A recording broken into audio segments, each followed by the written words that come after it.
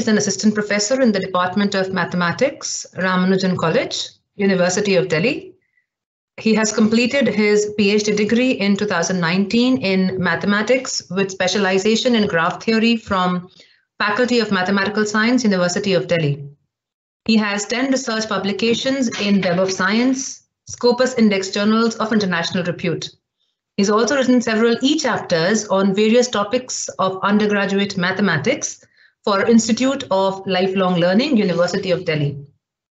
He has acted as a resource person, delivered invited talks, and chaired sessions in various conferences, workshops, FDPs of both national and international level. He has also delivered a lecture in SIMPA Research School held in Lebanese University, Beirut, Lebanon. He has also been a part of several organizing committees of several conferences, workshops, and FDPs. I'm happy and honored that Dr. Rajesh Singh has accepted my invitation and agreed to give a talk to all of you on domination in graphs and its applications. Welcome, Dr. Rajesh, and over to you. Dr. Rajesh, you're on mute. Okay, so I was muted, so thank you, Riju, for such a nice introduction. So first of all, I would like to thank Riju and MIT University for providing me this opportunity to deliver a lecture in front of students of first year and I think second year, right? Yes. So I will be delivering my lecture on domination in graphs and its applications. And since it is being delivered for students of first year mostly, so I will be keeping it very basic and I will be talking about general mathematics. I won't go deep into mathematics. So let me just share my screen with you all so that we can continue with the lecture.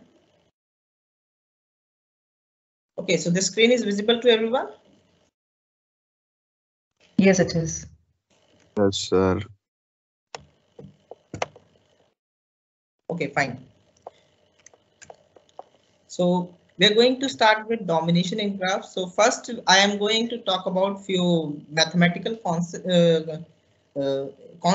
very important constants that are there and that we use almost everywhere in mathematics.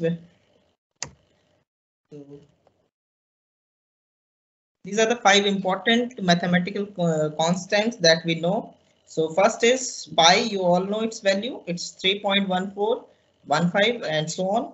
So this constant was given by William Jones, but it was popularized by the great mathematician Leonhard Euler. In fact, this importance of this number can be seen from the fact that you cannot describe the area of any circular region or circumference of any circular region without using this constant.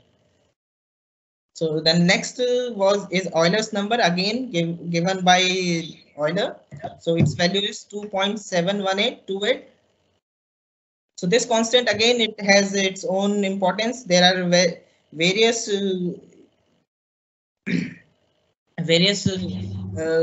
integral which or limits which you cannot find using without using this constant. Also, if you want to express some growth which is very steep or something like that, so you need to have this constant. In fact, this was introduced by Bernoulli, but the constant was not given by Bernoulli. The constant was given by Euler.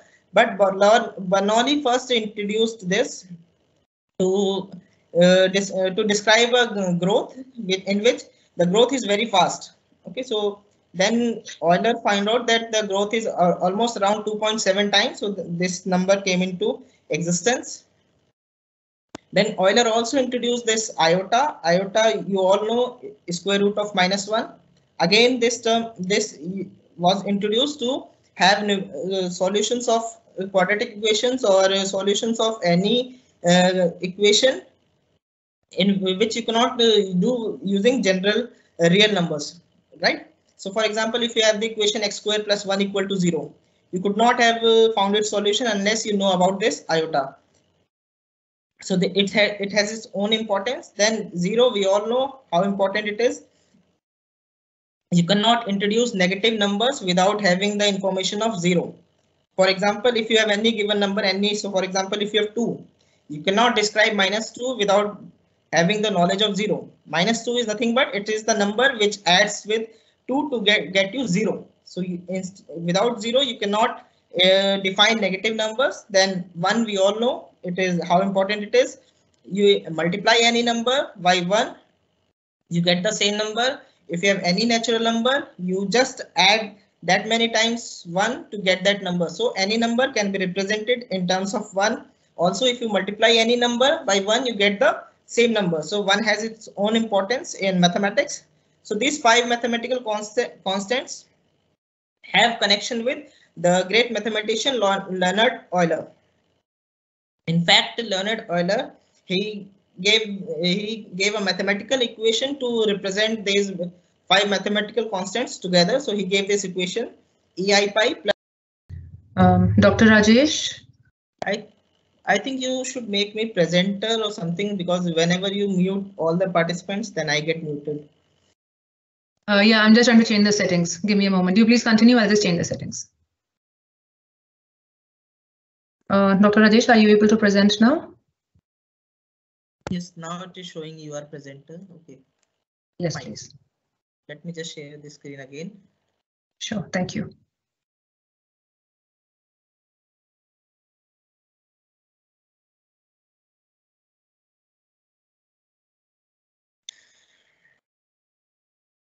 Okay, so this screen is visible to everyone? Yes, sir. Okay, fine. So we were talking about this equation, which is consisting of those 5 important mathematical constants that we discussed just now.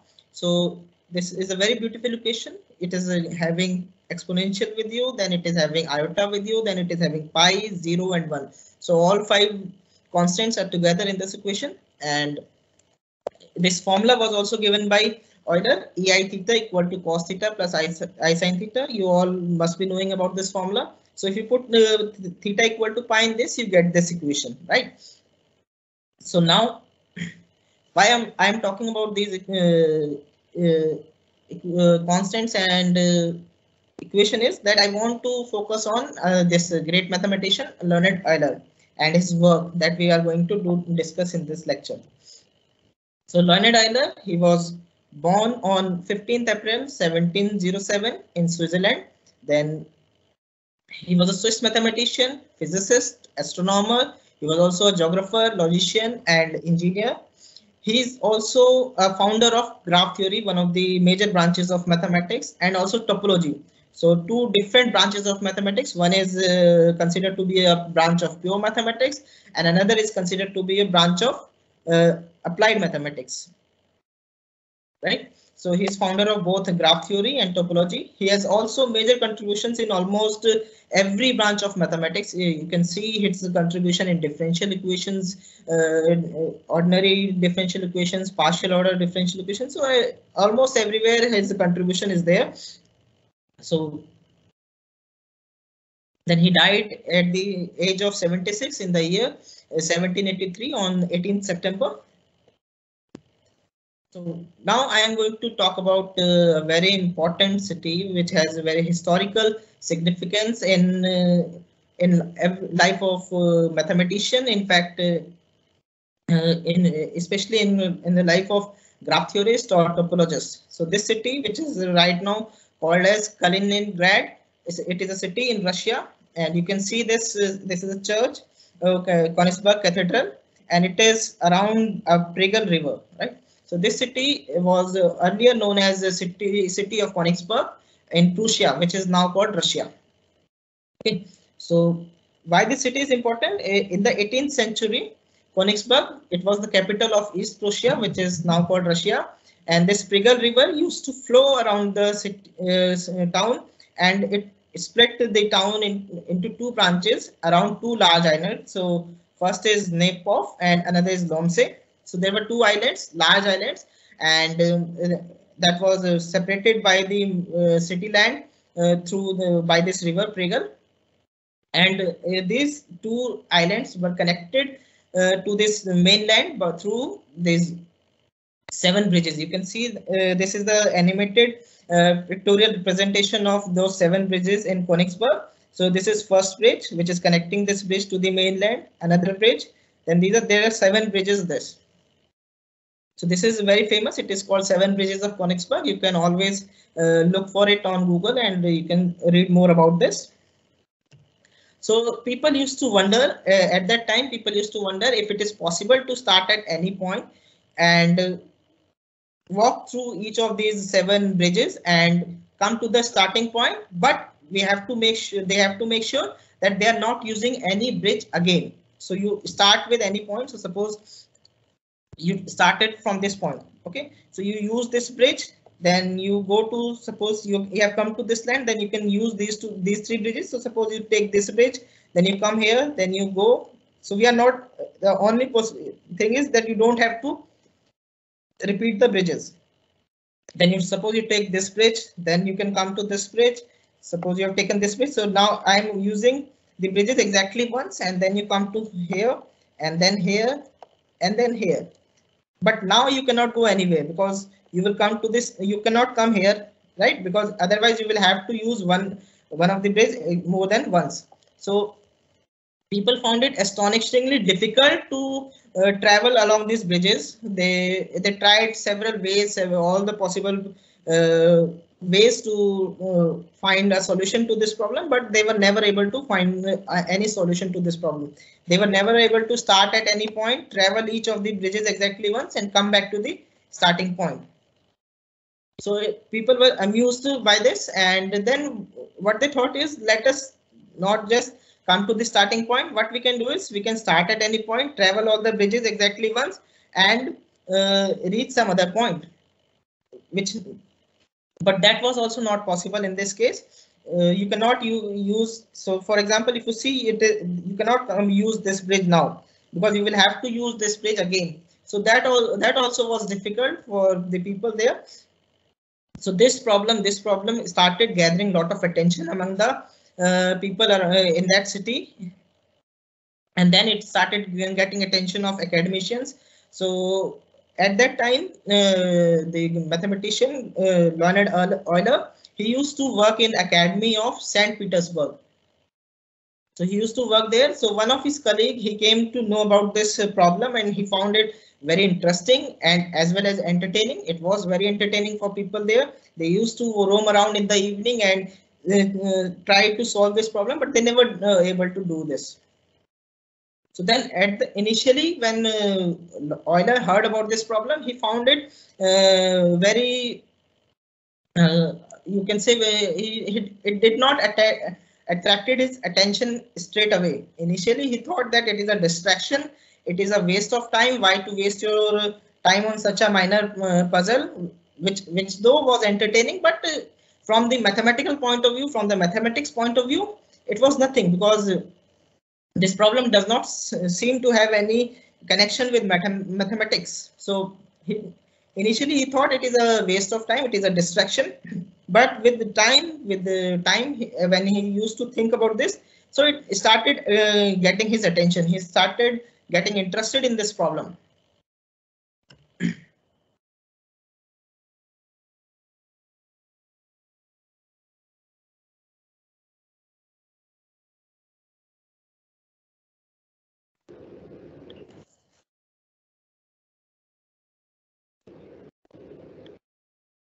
So it started gathering his attention. So then with the time he was able to solve this problem, he said that it is not possible to have a solution to this problem. In fact, if you even change your starting point and end point, then also it was not possible to have a solution to this problem. So he then proposed, while solving this problem, he proposed a solution, and while solving this, he was able to lay the foundation for this famous 2 branches of mathematics, which is graph theory and topology.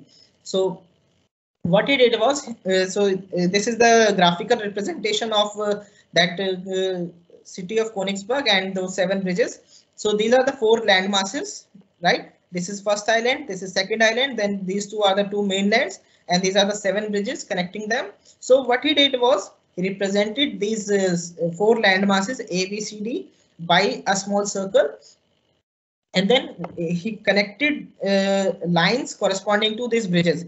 So for example, A and C has 2 bridges, so he connected the points representing A and C by 2 lines. Similarly, he connected the points representing A and D by 2 lines, then A and B by 1 line, C and B by 1 line, and B and D by 1 line. So he represented the land masses by small circle and connected 2 small circles by a line if there is a bridge between them, and if there are 2 bridges, then he connected them by 2 lines.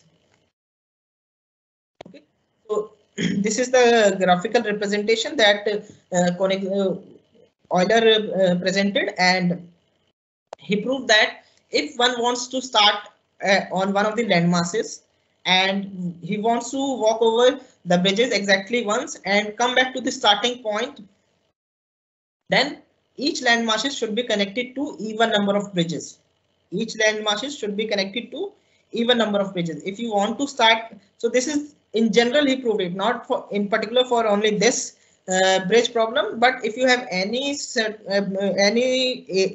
or any place where there are a lot of land masses and they are connected by bridges, and if you want to start at one point, walk over all the bridges and come back to the starting point, then you should have the land masses should be connected to even number of bridges. And also, if you want to change the starting and end point, then you were allowed to keep your landmass and your initial point and end point, and all other points should have even number of bridges. Now, if you look at this, A, it has 5 bridges connecting it. Again, C has 3 bridges, again an odd number. B has also 3 bridges, odd number. D has also 3 bridges, odd number. So all of these land masses were connected by odd number of bridges. But Euler proved that if you want to start at point and you want to come back to that point, traveling all of the bridges, then you should have all the land masses connected with even number of bridges. But instead of but here we have all the land masses connected by odd number of bridges. So it was not possible to have a solution to that Königsberg bridge problem. Similarly, if you want to start at one of the land masses, walk over each of the bridges exactly once and end at some other landmass, then each landmass except the starting and the ending point should be connected to even number of bridges. So he was able to prove this. And why this is happening? If you look at this, so suppose you have some starting point and you travel around the bridges. So these are bridges and these are the land masses. Okay, so and you come to the starting point. So now if suppose this landmass is appearing twice in this chain. Now because you are using this bridge, so you cannot use this bridge again. Similarly, so whenever you enter a landmass, you have to leave that landmass. So whenever a landmass appears in your travel, then there are 2 bridges joining that landmass. So the number of times the landmass appears in your travel, that many twice that number of times will be the number of bridges connected to that landmass. So there will be an even number of bridges connected to that landmass. So this was the simple idea behind this solution. So he was able to prove that each of the landmass should be connected to even number of bridges in order to have a solution of this type. So he was able to, so this simple observation made him solve this problem. And also you can see how simple is this observation, and this has led to the development of such a vast branch of mathematics, which is graph theory, and also another branch of mathematics, which is topology. So simple observation can make you do wonders in mathematics.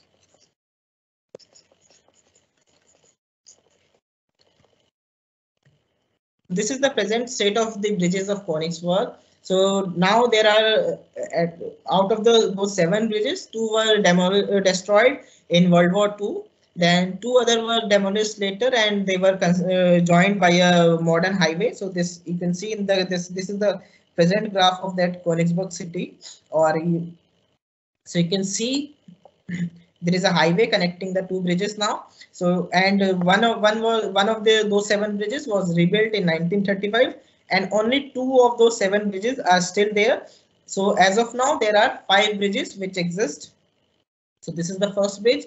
This is the second bridge. So this is the Google map of the present day. I have just taken this screenshot of the Google map yesterday, and I have marked these bridges here.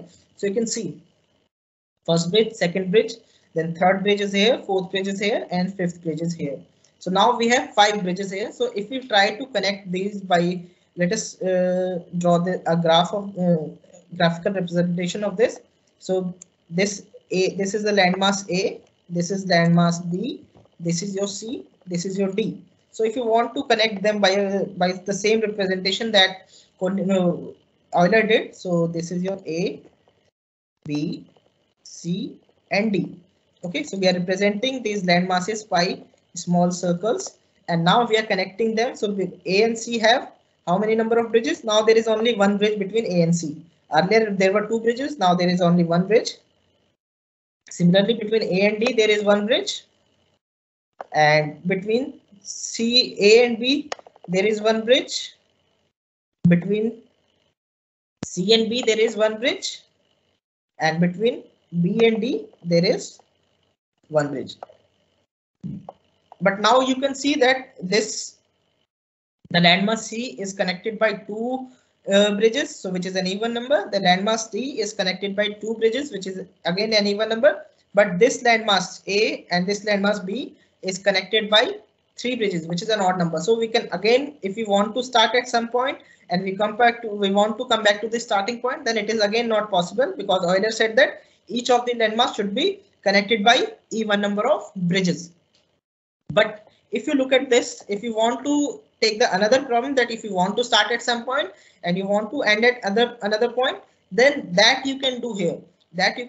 So you can start at A and you can end at B, because in the second question, when we want to have different starting and ending point, then we can allow the starting and ending points to be connected to odd number of bridges, and all other landmasses should be connected to even number of bridges. So here C is connected to even number of bridges and D is connected to even number of bridges. So you can have a solution to this. So if you want to travel, so you suppose you start with A, so you go to C, then you come back to B, then D. So I'm not repeating any bridge, you can see, then A and then B. So you're ending at B. You are starting at A, you have traveled all the bridges, and you are ending at B. So solution is there in this case, right? So now if you change the starting and end point, then you can travel all the bridges. Earlier it was not possible to travel even if you change the starting and ending points. So these are the letters that Euler wrote at that time. So in one of his letters he writes, this question is so banal. Banal means obvious or trivial. And so, and it was neither containing any geometry, it was not related to algebra, nor it was any problem of counting problem. Counting problem means you do the combinatorics, we count the number all those things. So basically he wanted to say that it was not related to any mathematics known at that time. It was not related to any mathematics it was not related to any mathematics known at that time, but still it attracted his attention. It took his attention, and it was worthy of his attention. He writes that it was worthy of the attention that I gave him. And yes, hello. Okay. Then in another letter he writes, this type of solution bears little relationship to mathematics. So he says that the solution that he provided, it has no relation to mathematics known at that time. And he said that it was, he's not able to understand why people expected that a mathematician only can solve this problem, because this problem does not involve any mathematics. It was a simple reasoning that if you want to enter a landmass and you have to leave it, so there should be even number of bridges at that point. So there was no mathematics involved in that. So he says that he's not able to understand why people expected a mathematician to solve this, because anyone could have solved this with simple reasoning. So it was so simple. It was not involving any mathematics known at that time. Okay. This is the model constructed by Euler to solve Königsberg bridge problem. Now these days it is called graph, or you can say network also. So it is called graph or network. When we talk of application part, then it is called network, but in general it is called a graph. And when we talk about graph right now, so we are not dealing with the graph of a function. Okay, so this graph is a discrete object and it is not a graph of this function. It is not this graph. It is not this graph. Okay, so whenever we talk about a graph, it is not the graph of the function. It is a different thing that we will define it now. So what is a graph? A graph is an ordered pair. So it consists of two different sets. First, you have any non-empty set. So you can take what is a set? It is a collection of well-defined objects. You all know. So you can take any collection of objects. You can take any collection of objects. Like for example, you can take the collection of people attending this lecture. So you can take any collection of objects. And then another set is the set of unordered pairs of distinct elements of V. So basically then you pick any collection of objects and then you make pairs of those objects and then you have a graph. Okay, so for example, if I take the set V to be the set of all participants in this lecture, and if I take this set E and I make the pairs in such a way that two elements in a pair are. So I take when I take only those pairs which are friends to each other. So for example, if any two students are friends with each other, then I will make them a pair in this set E. So basically, if we have, suppose if we have V equal to some set, so say A, B, C, D, and I can make E to be this set A, B, unordered pair, right? Ordered pair is this. This is ordered pair, right? And unordered pair is represented by this. What is the difference between ordered pair and unordered pair? Yes, it is simple mathematics. What is the difference between ordered pair and unordered pair? When we write ordered pair, yes. In ordered pair, it is count ones like A, B. Not in unordered pair, it is count like B, A, B, B, A both. When we talk about ordered pairs, that means we have given some order. So we have given this as the first position, this as the second position. So this is not equal to BA, right? Order has its own importance, right? This now B is at the, so this is not equal, right?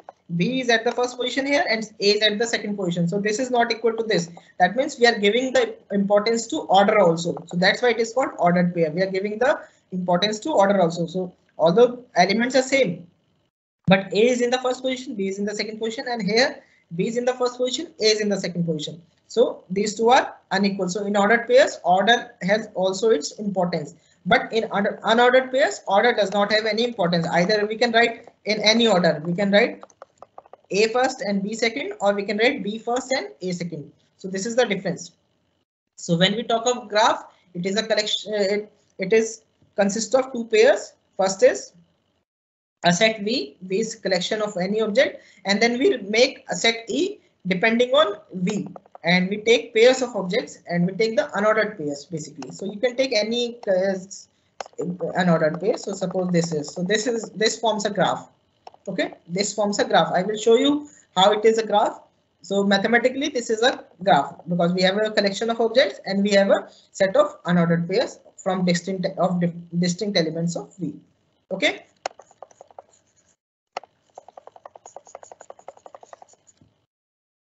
So mathematically, you have all understood the definition of graph?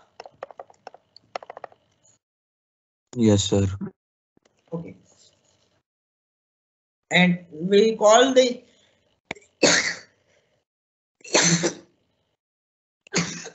sorry. We call the set of elements of V to be the vertices or nodes of the graph, and we call elements of E to be the edges or lines of the graph. And for any unordered pair AB belonging to the set E, we say that A and B are adjacent in G. So whenever this pair is present in the set E, then we will say that A and B are adjacent in G. Okay.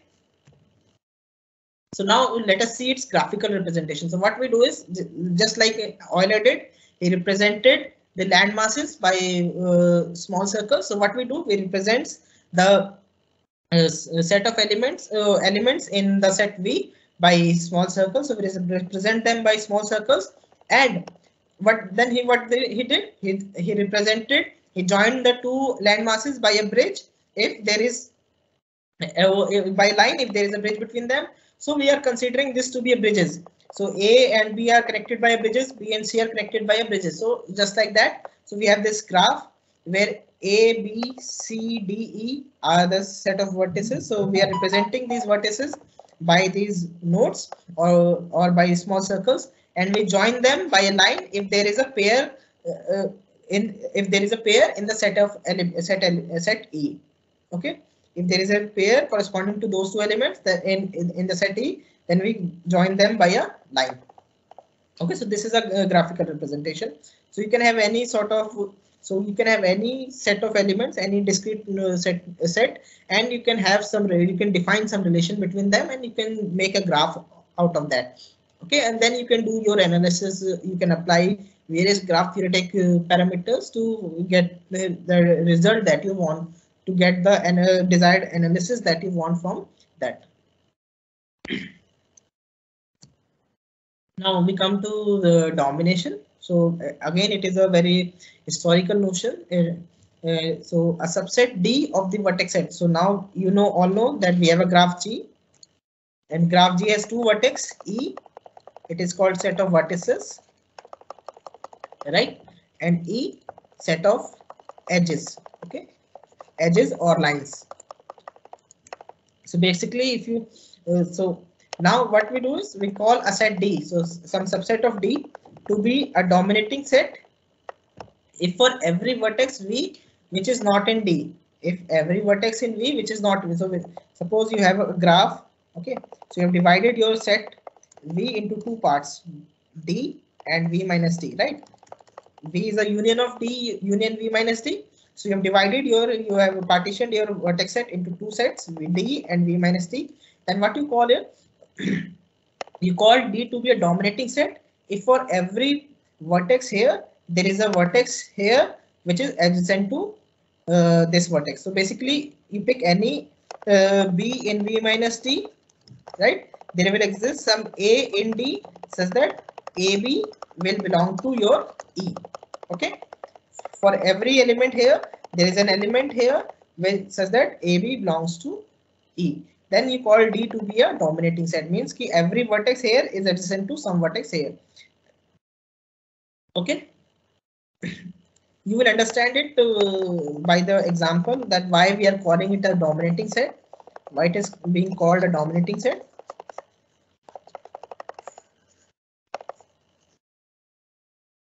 Okay, so let us look at this graph. So we have represented, so here our vertex set is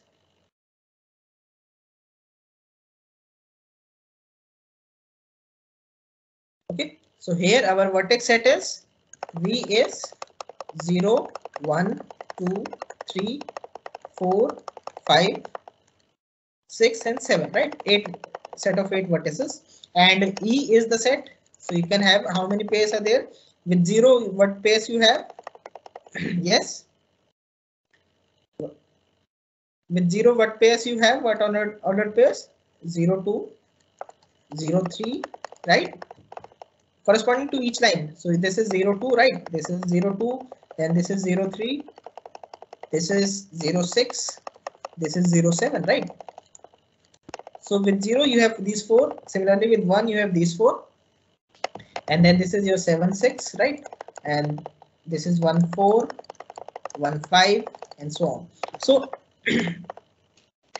you can see that we are able to partition our vertex set into two sets, D and V minus D, right?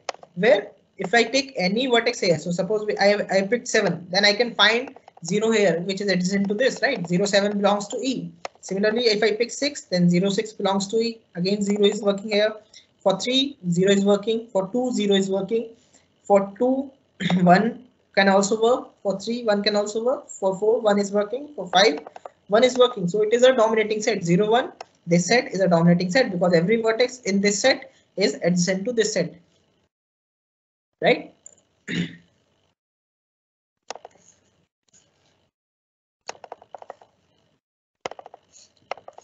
We will see why this set is a this set has a lot of applications, such sets, and we will see their applications also in our further in our lecture. So now I will introduce what is independent set. So just right now we have defined dominating set. Then again we will call a subset S of vertices to be independent if no two vertices in S are adjacent to each other. For example, let us look at this. So if I pick these two sets, if I pick 2, 3, S equal to 2, 3, then they are not adjacent to each other, right? I can include few more elements in this set, right? Which element I can add in this set? Yes, 2, 3. Which element which is not adjacent to 2 and 3? Name one element which is not adjacent to 2 and 3. Yes, you can see 4 is not connected to them. So you can take 4, you can take 7. 7 is not connected to all these 3. Then 5 also you can take. So this is an independent set because there is no edge between them. 2 is not adjacent to 3. 3 is not. They are mutually non-adjacent. All these elements are mutually non-adjacent. So such a set is called independent set. Okay. Such a set is called independent set. It says that no two vertices of S are adjacent in graph G. And again we have connected set. Connected means key. If we can pick any set, so for example, let me just give you a set S equal to, I can take 6, 7, 0, 3, 1, 4, right? So this is a connected set. Why it is connected? If you can see 7, 0, 6, and then I am taking 3, right? And then 1 and then 4. So if I pick any two pair of elements in this, if suppose I pick 7 and 4, if I pick 7 and 4, I can reach from 7 to 4 passing through these elements. Okay, I won't have to pick up my pen. So suppose I started with 7, then I can go to 0, then I can come to 3, then I can come to 1, and I can come to 4. So this is a connected set, means I don't have to lift my pen to move from 7 to 4. So such sets are called connected sets, right? Means you can find a sequence of vertices between them from the set S only, not from outside, from the set S, such that they are connected. Okay. So a subset S of vertices of a graph is said to be connected set of G if for any pair of vertices U and V in S there exists a sequence of vertices W1, W2, Wn in S. So this sequence of vertices should be from S only, not from outside of S.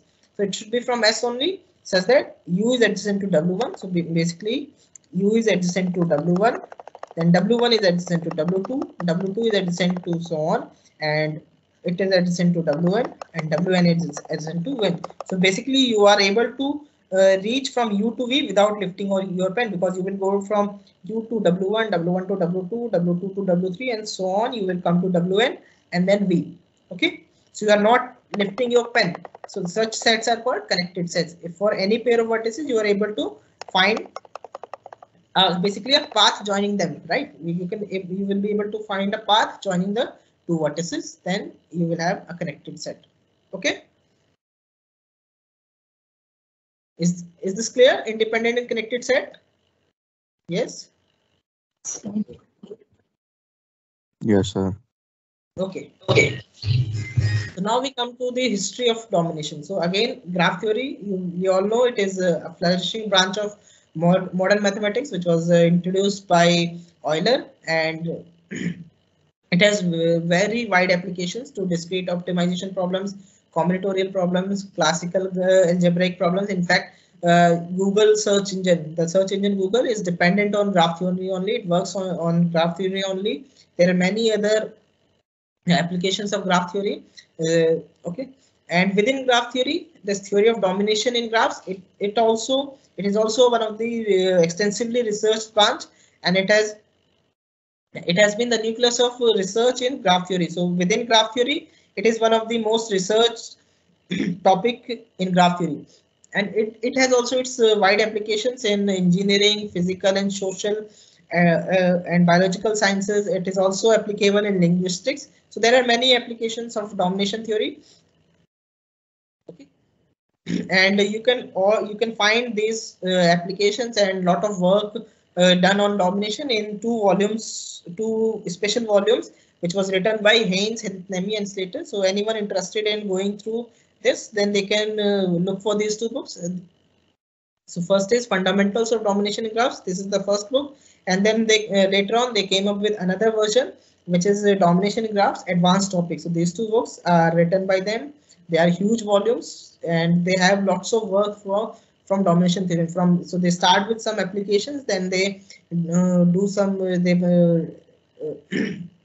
present some variants of domination and some research related to domination. So this is how they have developed this book. So domination theory, it has a rich historical background, and its root dates back to 1862. So it's believed to be originated from chessboard problem. We will discuss the chessboard problem later.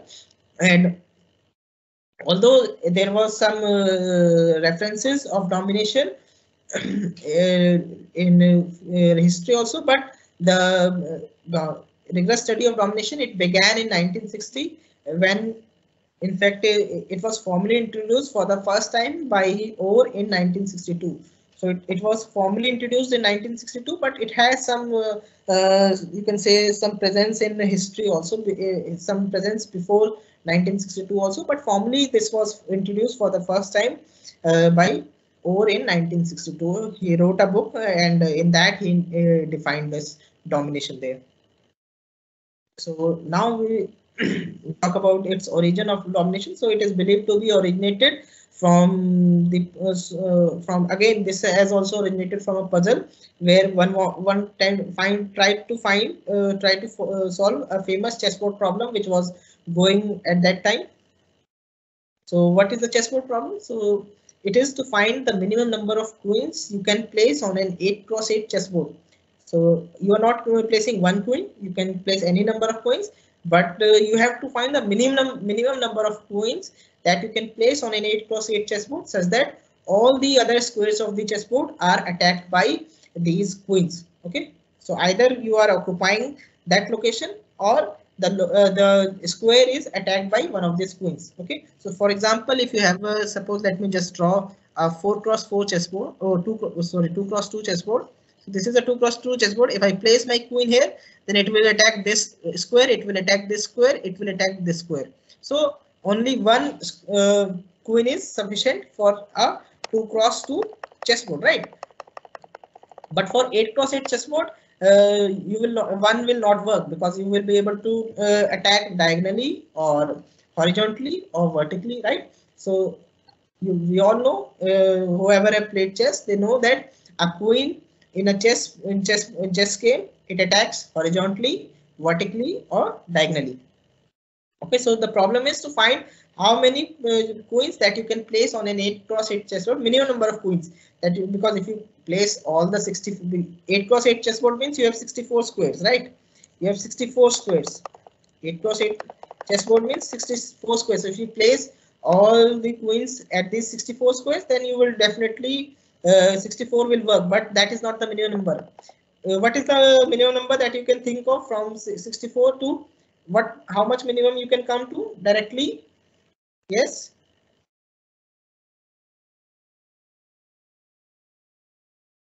What should be this minimum number? Should be 8, right? If you place all the, if you have, see, you can place all these queens at this first entries, right?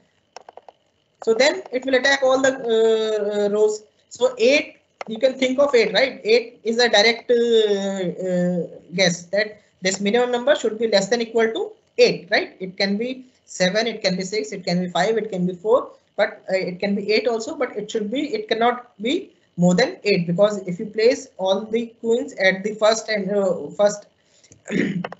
entries, it means all the queens in the first column, then you will have all the squares are attacked by that. So it is definitely less than equal to 8. But we will see that you can reduce this number. It was proved to be 5. We will see this. Okay.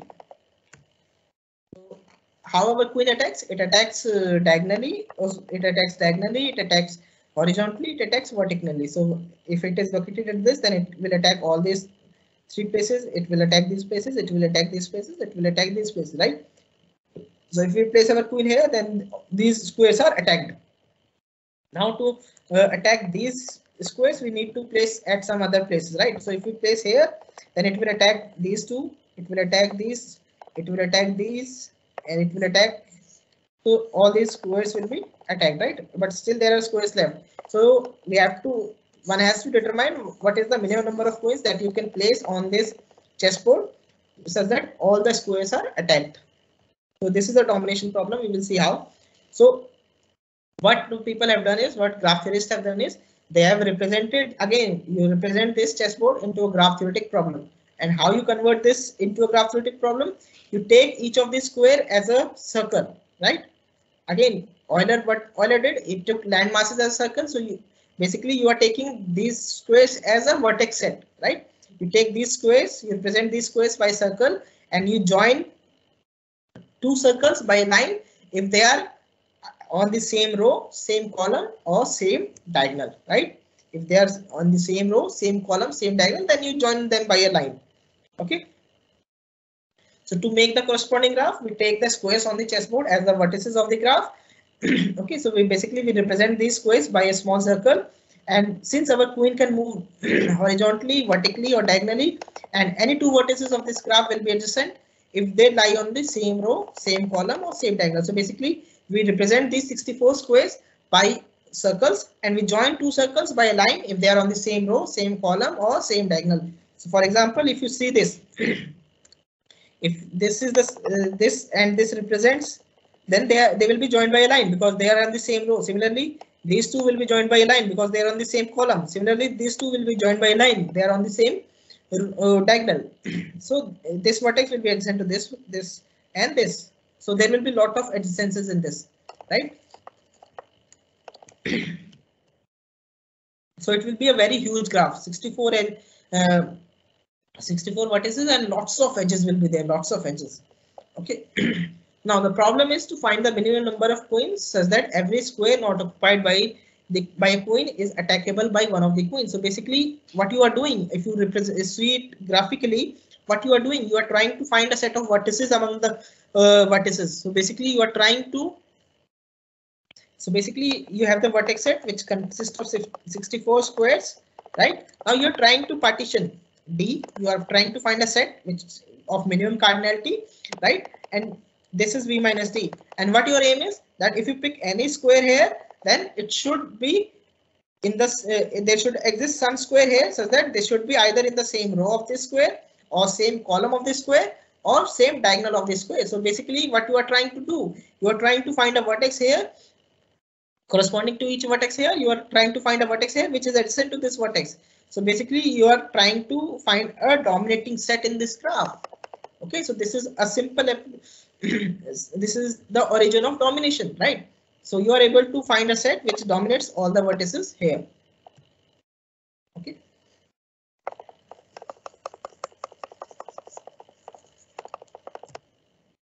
So thoughts on finding such a set of minimum size gave rise to the concept of dominating, because you are doing nothing but you are finding a dominating set. This was the definition of domination, that for every you are partitioning your vertex set into two sets, V and V minus D, such that every vertex in V minus D is adjacent to some vertex in D. Similarly, if you look at in terms of this chessboard problem, so you are trying to partition your 64 squares into two sets, D and V minus D, such that every square in V minus D is on the same row, same column, or same diagonal of D. So basically, you are trying to find a dominating set in terms of the 64 squares, right?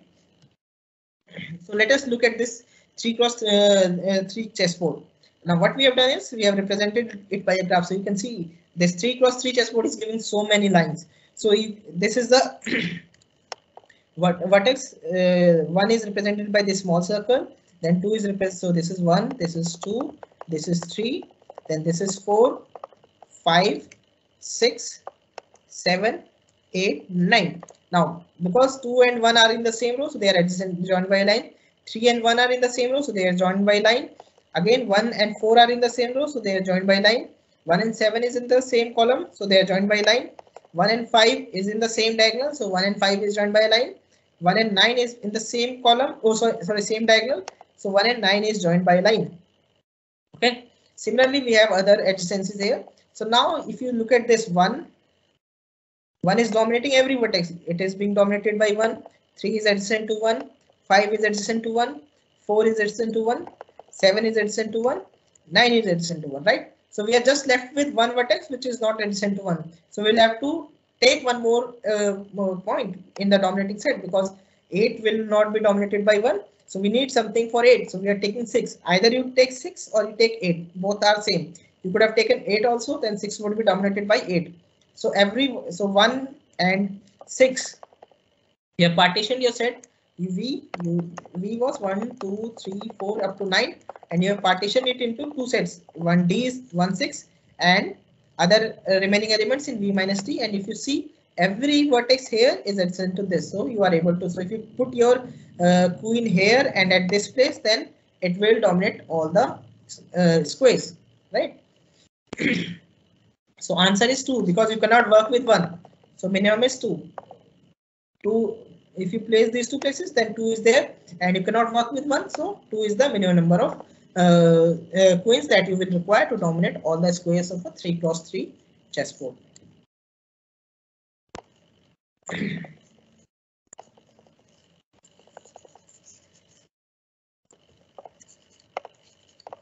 Okay.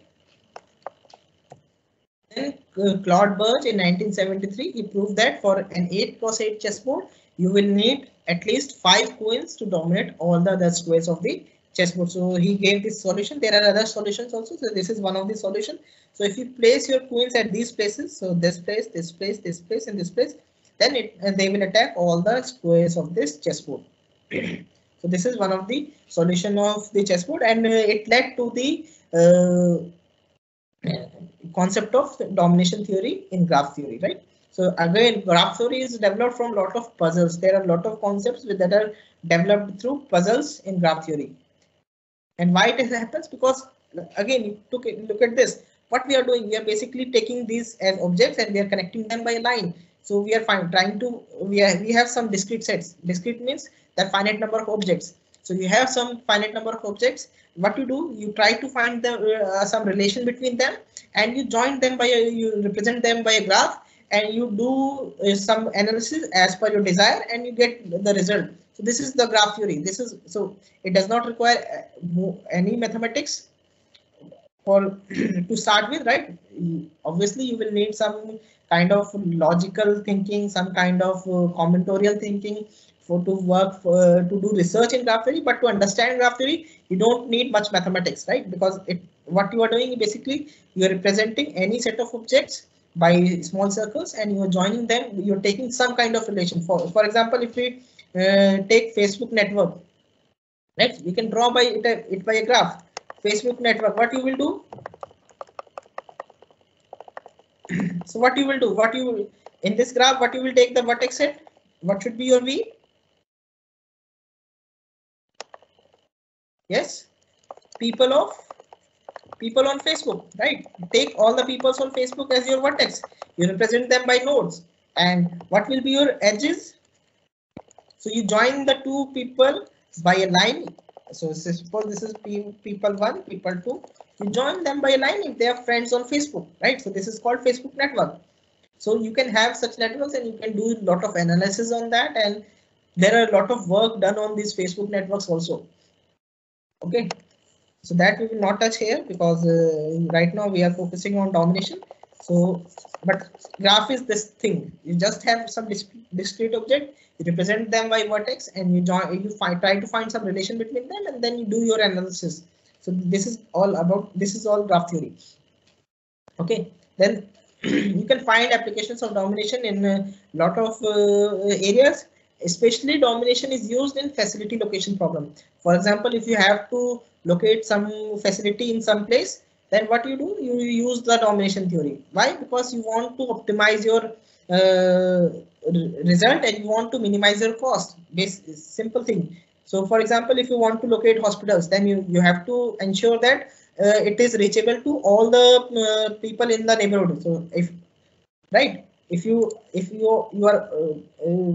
you are establishing some hospital in somewhere, then you have to ensure that it is approachable by all the people almost similarly, right?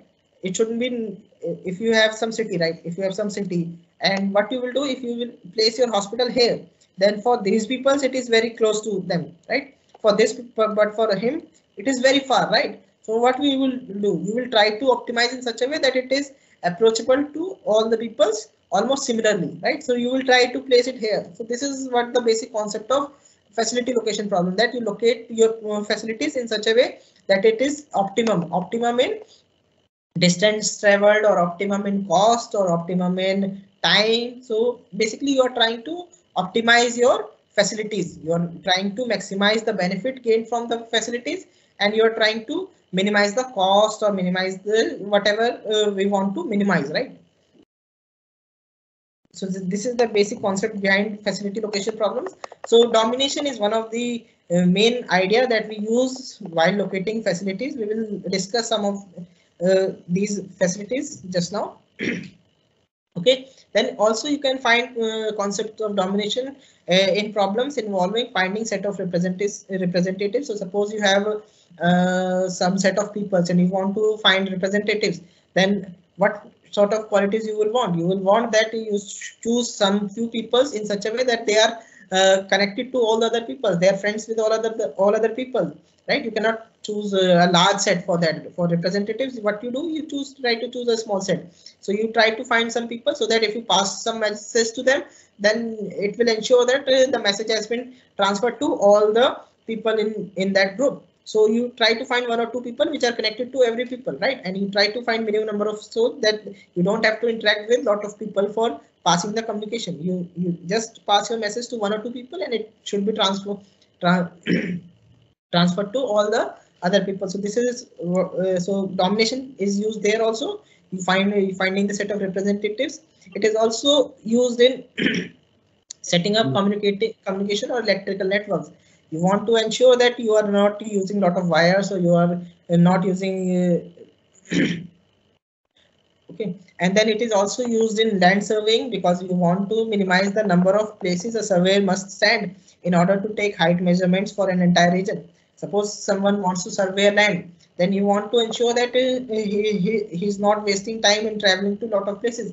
You will give him that you will choose some places. You will say if you stand on these places and you take the measurement, then you will cover the entire area. So it will save his time, and it will also save his distance travel, and also then you will save money, because otherwise you will have to employ more people. So it is also used in land surveying also, this domination theory. So let us look at one such instance. So suppose we want to set up a radio stations. Okay, how much time we have? Okay, how much time we have? You can take 10 more minutes. Okay, I will try to finish in 10 minutes. Yeah, okay. Okay, so suppose we want to set up radio stations. So this is suppose a city network, and these are these. So this is representing one village, this is representing another village, and this is representing another village. So and the lines, two villages are two villages are joined by a line, and this represents the distance between them. So we have a collection of small village in a remote part of a world, and we would like to locate radio stations in some of these villages so that messages can be broadcast to all of the villages in that region. So what we do is we pick some distance. Suppose now the problem is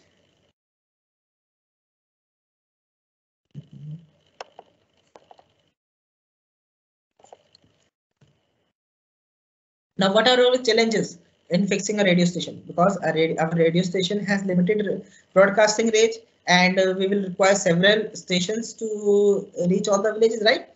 If we place the radio stations arbitrarily, then we might end up using a lot of radio stations, and radio stations are costly. So our aim is to install minimum number of radio stations so that we can reach to all the villages. And what we can do is we can represent this system by a graph, and then we can find a dominating set, and we can place our radio station at the dominating sets. So how to convert this into a graph theoretic problem? Simply take all the villages as a circle. So we represent each village by a circle, and then we join two nodes by an edge if distance between them is less than 50 kilometer. 50 kilometer is the range of the radio station. So we are joining two. If suppose if radio station is installed at M and J has 36 kilometer and the range of radio station is 50 kilometers, so it is lying within the range of M. Oh, sorry, radio station. So it will receive the message. So we will connect these two. So we are connecting two villages by a line if the distance is less than 50 kilometers.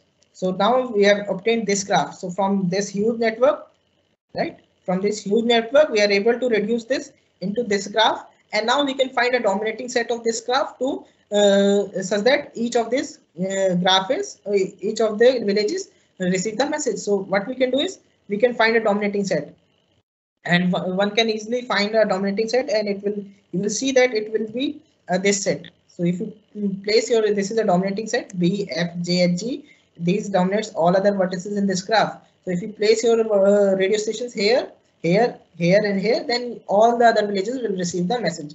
So instead of placing your radio stations arbitrarily, you are minimizing the locations at which you can place your radio station. So this will minimize the cost in installing the radio station. So this is how you can use graph theory, simple tools to optimize your work, right? Let us look at another such instance. So suppose now we want to set wireless network. So again, we will need to identify some locations at which we can install wireless our Wi-Fi routers, and then, but again, we can do the same thing as we did in the radio stations. But there is a problem in wireless network in setting up this Wi-Fi router. They interfere with each other. If they are within the range of each other, then they will interfere with each other and they will reduce their effectiveness, right? So what we can do in that case is we can try to find independent dominating set, right? So what are the challenges? Each Wi-Fi router, again, it has a limited range, so we will be needing several routers. Wi-Fi routers are costly, so again we want to minimize the cost. But this is the additional challenge from the radio station. Radio station do not interfere with each other, but Wi-Fi routers do interfere with each other. They will hamper each other's performance if they are placed within the range. So what we can do is we can look for independent. We can install Wi-Fi routers such that they are not in the range, in their range. So that means we are trying to find an independent dominating set.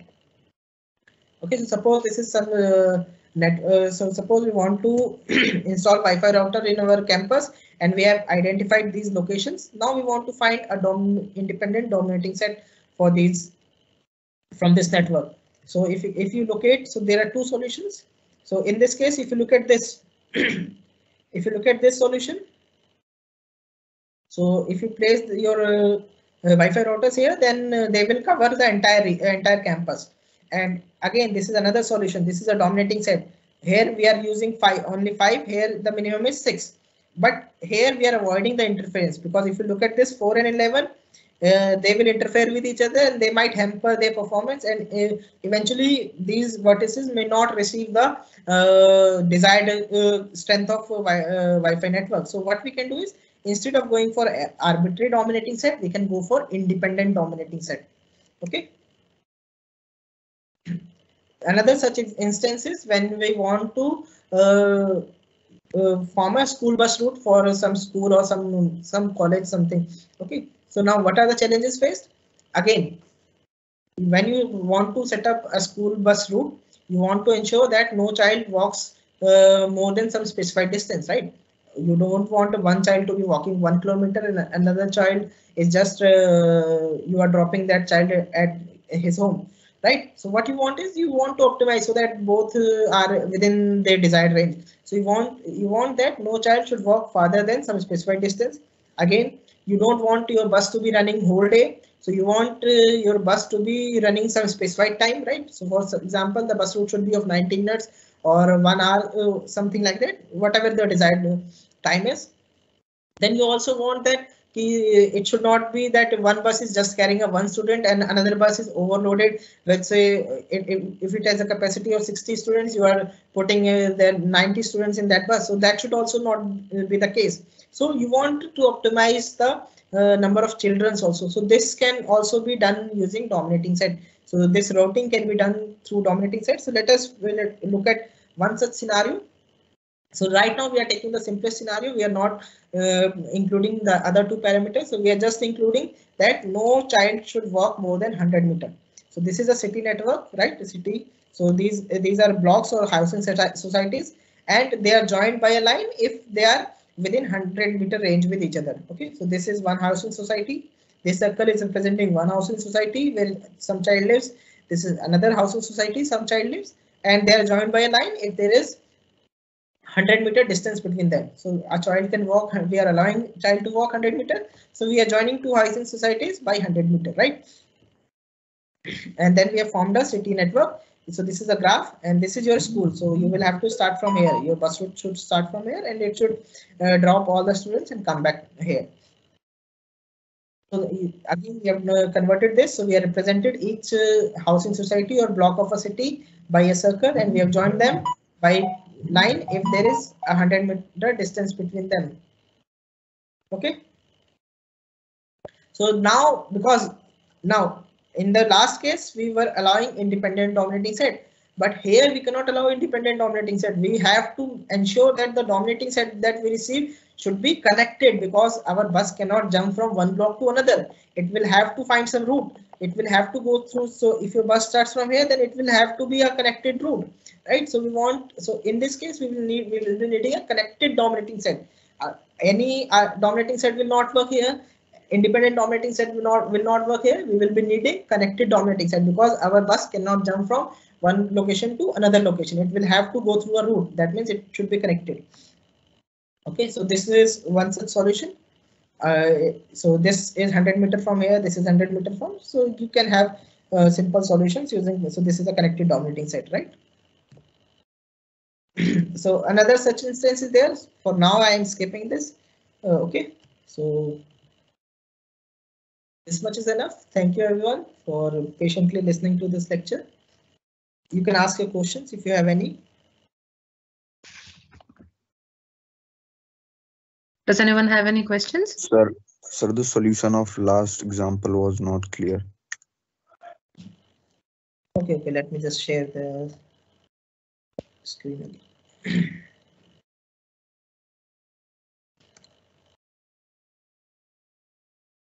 See what you, because you have to start from here. This is your school, so you need to include this vertex, right? And then you have to find a connected dominating set. So although there will be, you can find some dominating set which is, so if you look at this, if you take this vertex, then it will dominate this, right? And then you can have some vertex, say you can choose this vertex, so this will dominate some vertex. So you can have a smaller number of vertices, but your bus cannot jump from this place to this place, right? It cannot jump. It has to go through some vertices. So what you want is you should look for connected dominating set. So that's why we have chosen this. So if you choose this vertex, this vertex, this vertex, the vertices are red, then it will dominate all the other vertices, because this is in 100-meter distance from here. This is in 100-meter distance from here. So this is in 100-meter distance from here. This is in 100-meter distance from here and here also. So you have all the vertices which are in 100-meter distance from each other. Okay, so you can look for connected dominating set in this case, right? So we are not choosing any arbitrary dominating set. We are choosing because arbitrary dominating set will have a smaller number of vertices, but our bus cannot jump from this to this location, right? It has to pass through this vertex. So you need, you should try to find a dominating set which is connected so that it will work, right? It has to pass anyway. It has to pass through this vertex. So you are not leaving this vertex. So it will be a wastage of time, right? Is it clear? Excuse me, sir. Yes. Yes, sir. Sir, what is the proof that the best dominating set will be represented in, will lie in 2D? I mean, such like in this problem. Okay, you want to say that? No, you can have any kind of sets. dots aligned in 2D. Let me just explain. Okay. So what we are doing is, this is a simple representation to explain. You can have a dense network, right? You can have, so for any housing society, this is one housing society you can have. So you can have so many housing societies, right? They may be arbitrarily close to each other, they may be really far. Now you join them by a line if they are 100-meter distance from each other, right? If they are 100-meter distance from each other, you join them by a line, so you will form some network. Okay. What we are basically doing is, we are representing each house of a child, you can say, or each housing society, you can say, housing society by a node. Okay, so you can represent that. So that's what the graph theory is. You are representing your real life situation into a 2D problem. You are representing a real life problem into a graph theoretic problem. But there are graphs in which you cannot have this. This is a planar graph where all the vertices, there is no lines intersecting with each other, but you can have situation where lines, this, suppose this vertex might be adjacent with this vertex also, right? So such situations will also be there, but still you will be able to find a dominating set by, there are algorithms to find dominating set, so you can find such things, right? So network, this is a simplified network to explain to you, but generally a city will be like, if you want to take our in India, the maps are not so the roads are not so well designed, right? So we will have our different types of network, right? Like if you look at the US or some Dubai or something like that, they have well designed city, right? So they will have some network like this only. But in India, it will be very much complicated. But still, through algorithms, you can always find a dominating set. We will not do it manually. We will not do this manually. There are algorithms to find dominating sets in certain cases. So we can use computers to find these algorithms. But sir, the distance between the red point and the bottom right point is more than 100 meter. But this point and this point you're saying, right? No sir, bottom right. This one. Yes sir. Okay, yes, this one is left. We will have to take them. We will have to take this then route. Okay, we will have to take this, and this. Yes, this one is left, right. This one is also left, right. So we'll have to include these. This one is, we have to include these two, right? Instead of taking this, we have to include these two, right? Right, you're right. We are left with this. This is also not dominated, so we will have to take the route as this. Instead of taking this, we will have to take this route, right? We will leave this vertex and we will include these three vertices, right?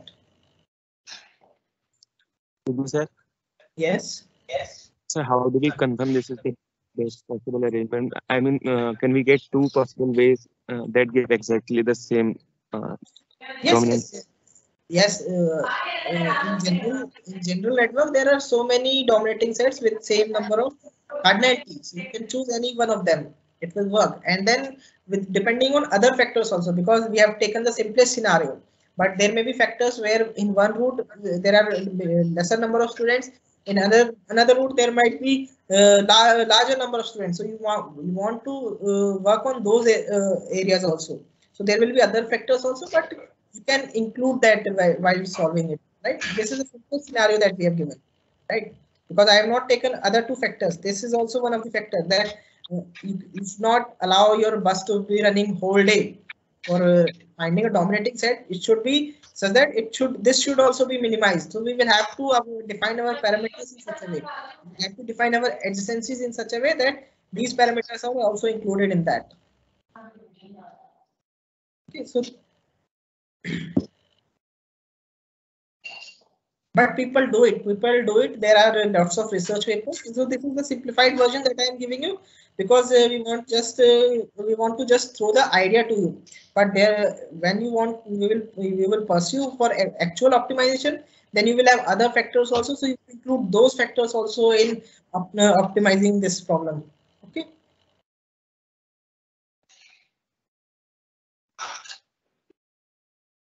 Yes. Any other questions?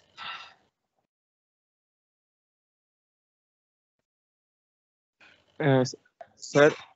Yes. while we are mapping the problem, sir, हम कोई ऐसा कोई rule तो break नहीं करते हैं, मतलब just उसको हम अलाउड है, मतलब ऐसा करना चाहते हैं कि हम कोई कम्युनिटी किस तरह का ऐसी प्रॉब्लम, सर इस प्रॉब्लम को जैसे अभी हमने मैपिंग में कन्वर्ट किया कि आई मीन कनेक्ट कर रहे हैं, तो इसमें हम कोई ऐसा रूल तो ब्रेक नहीं करते? नहीं, फिर हम देखो ये एडजेसेंसीज हम इस तरह से डिफाइन, हम अपनी एडजेसेंसीज को इस तरह से डिफाइन करेंगे ना कि ये 90 मिनट भी उसमें इंक्लूड हो जाए, कि भाई 2 बस जो है वो पूरा मतलब इस तरह से होना चाहिए कि टाइम कितना ले रहा है वो भी इंक्लूड कर देंगे, और ये भी इंक्लूड कर देंगे कितने बच्चे हैं उस रेंज में, तब उन्हें कनेक्ट करेंगे या नहीं करेंगे. So we will define our adjacencies in such a way. So it takes lot of time to develop this problem into a graph theoretic problem, and then you find the solution. Solution finding is not a difficult problem. The representation of the problem into a graph theoretic problem is a problem. Okay, because there are algorithms to find the solution. So you once you will give the computer that this is my network, just give me the analysis, it will give you the analysis. But the only challenge is to plot your actual problem into a graph theoretic problem, and it can be done, but you have to define your problems. Like Euler, people used to travel those bridges and all those things, but Euler was able to represent in such a way that he was able to answer that question. So the representation of your problem into a mathematical problem is a challenge, not the solution part of that, right? If you are able to represent your real life situation into a graph theoretical problem, then you will be able to solve it. These examples are to make you understand that how you can represent, but actual actual representation has to be done. That is the area of research, that it takes time to actually represent a real life situation into a graph theoretic situation, right? So looking at the response of the students, I think I'll have to call you again, Dr. Rajesh. It was a very informative session, and I think students have also taken deep interest in it. So I think we'll end the session here, and we'll conduct more sessions in the coming semesters as well. So maybe we'll be inviting you again. Surely, right? I will be happy to join back again and sharing my knowledge with all the students. So thank you so much. So I am leaving now. Yeah. Thank you so much. Thank you. Thank you, sir. Thank you, sir. Thank you, sir. So I'm glad you all enjoyed the session. Thank you, everybody. I'll stop recording and I'll end the session here. Thank you for watching this video. To stay updated, please subscribe to our YouTube channel, Cosmos Learning. Happy learning through Cosmos Learning. To watch more, click on any of these cards. Thank you once again.